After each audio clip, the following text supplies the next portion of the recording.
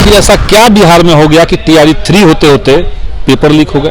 अरबों रुपए का इसमें कारोबार चल रहा है। आर्थिक अपराध इकाई के रिपोर्ट आ जाने के बावजूद अभी तक बीपीएससी ने या सरकार ने कोई दिलचस्पी इस मुद्दे पे नहीं दिखाई कि परीक्षा में पेपर लीक करवा दीजिए ताकि परीक्षा चल जाए। बीपीएससी टीआरई 3 का पेपर लीक का मामला अब सिद्ध हो चुका है। ईओयू ने अब सिद्ध कर चुका है। लगभग 313 जो अभ्यर्थी हैं वो पकड़े गए हैं। आपको बता दें एक दिन पहले ये पेपर लीक हो गया है। सब तमाम मुद्दों पर बात करने के लिए हमारे साथ जुड़े हैं माले विधायक संदीप सौरभ सर। सर क्या बोलेंगे, इस तरह से पेपर लीक हो रहा है बीपीएससी जैसे संस्थान की तरफ से, इस तरह से अगर पेपर लीक हो रहा है तो क्या बात होगी? देखिए दुर्भाग्य की बात है और इसके चलते देश भर में बिहार का नाम भी खराब हुआ है, क्योंकि बीपीएससी की परीक्षा जो टीआरई 3 की हो रही थी इसमें तमाम अलग अलग राज्यों से यहाँ पे अभ्यर्थी आए हुए थे। सब लोग मायूस होकर के लौटे हैं और लोगों ने ये महसूस किया कि जब टीआरई 1 टीआरई 2 में कोई पेपर लीक नहीं हुआ तो आखिर ऐसा क्या बिहार में हो गया कि टीआरई 3 होते होते पेपर लीक हो गए।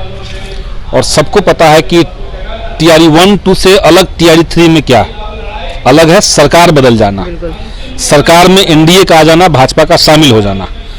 और इससे पहले भाजपा की सरकार उत्तर प्रदेश में थी, वहां पेपर लीक हुआ। उससे पहले मध्य प्रदेश में इन लोग की सरकार चली थी, वहां पेपर लीक हुआ। तो क्या भाजपा की सरकार इतनी लचर है, इतनी निकम्मी है कि वो पेपर लीक को रोक नहीं पा रही है? एक तो ये सवाल है। दूसरा मामला है कि इसमें जो डेप्थ है, जो गहराई है पेपर लीक का, क्योंकि एक दिन पहले जो अभी आर्थिक अपराध इकाई कह रही है कि एक दिन पहले पेपर लीक हो गया और यहां तक कि एडमिट कार्ड के पीछे उसका आंसर छपा हुआ था बच्चों का। तो आप समझ लीजिए कि ये जो लोग 10 लाख या 15 लाख दे रहे हैं, केवल ये लोग दोषी नहीं है, ये लोग बीपीएससी ऑफिस में जाकर के क्वेश्चन नहीं निकाले थे। कोई बड़ा मछली है जो ऊपर से बैठ करके ये जो 10 लाख 15 लाख प्रति अभ्यर्थी ले रहा है और अरबों रुपए का इसमें कारोबार चल रहा है और सरकार का उसको संरक्षण मिला हुआ है। दुर्भाग्य की बात हम ये देख रहे हैं कि आर्थिक अपराध इकाई के रिपोर्ट आ जाने के बावजूद अभी तक बीपीएससी ने या सरकार ने कोई दिलचस्पी इस मुद्दे पे नहीं दिखाई है। अब तक उनको परीक्षा को रद्द करने की घोषणा कर देनी चाहिए थी और साथ ही साथ एक उच्च स्तरीय जांच बैठाना चाहिए था। लेकिन इनको लग रहा है कि जैसे 300 बच्चों को हमने अरेस्ट कर लिया, अब काम खत्म। अब जो लोग आंदोलन करेंगे अपनी मांग के लिए उनको लाठी चला देंगे। टाला जा रहा है या कहिए कि ये जो एक टैक्टिस बीजेपी का है कि रोजगार नहीं देना है, ये उसी का एक और तरीका हो सकता है। पहले तो ये लोग बहाली निकालते नहीं हैं, बहुत मुश्किल से अगर बहाली निकाल भी दिए तो उसकी परीक्षा में पेपर लीक करवा दीजिए ताकि परीक्षा टल जाए। कि हमने नौकरी दी थी, पूरा पैम्पलेट लगा हुआ था उनका कि हम रोजगार दिए, तो अब काहे नहीं दे पा रहे हैं? या सरकार महागठबंधन के बनने से पहले क्यों नहीं दे पा रहे थे? या 17 साल में वो क्या कर रहे थे? नीतीश कुमार जी को अपनी कुर्सी के अलावा और कुछ नहीं पता है। वो अपनी कुर्सी बचाना जानते हैं, कभी इधर कभी उधर रह करके कुर्सी मेंटेन रहे। उनका मेन कंसर्न ये है, उनका मुख्य कंसर्न ये नहीं है कि भाई बिहार के युवाओं को रोजगार कैसे मिले।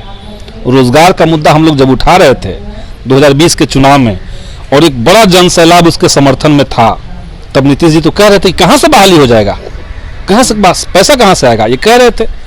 लेकिन जब महागठबंधन की सरकार आई तो बहाली हुई। छोटी मोटी गलतियां उस समय भी हुई होंगी, लेकिन पेपर लीक हो जाना ये तो बड़ी बात है। और पेपर लीक एक बार अगर हो गया तो उसका कट ऑफ कितना हाई जा सकता है इसका कोई अंदाजा। तो इसलिए हाँ, जो लोग पैसे नहीं दिए उन लोग कोई नहीं, किसी का नहीं होगा। और ये लोग बात कर रहे हैं कि हमको क्वालिटी एजुकेशन देना है, तो पेपर लीक के माध्यम से परीक्षा को अगर आप जायज ठहराते रहेंगे, उसको रद्द नहीं करेंगे, तो क्या इससे क्वालिटी टीचर आपको निकल जाएगा? नहीं निकलेगा। तो इसलिए पेपर रद्द हो, एक बात। दूसरी बात कि इसमें शामिल जो बड़ी मछलियां हैं, जो ऊपर से लोग संलिप्त हैं, उनके ऊपर कार्रवाई हो, दूसरी बात। तीसरी बात की एक ठोस पॉलिसी बननी चाहिए जिसमें जिस विभाग या जिस आयोग के परीक्षा में पेपर लीक हुआ उनके अधिकारियों पर कार्रवाई, जो भी आउटसोर्सिंग एजेंसी इसमें लगे हुए हैं उनको ब्लैकलिस्ट करना, और साथ ही साथ जो अभ्यर्थी इसमें शामिल है जिनका आर्थिक और मानसिक नुकसान हुआ है उनको हर्जाना देना।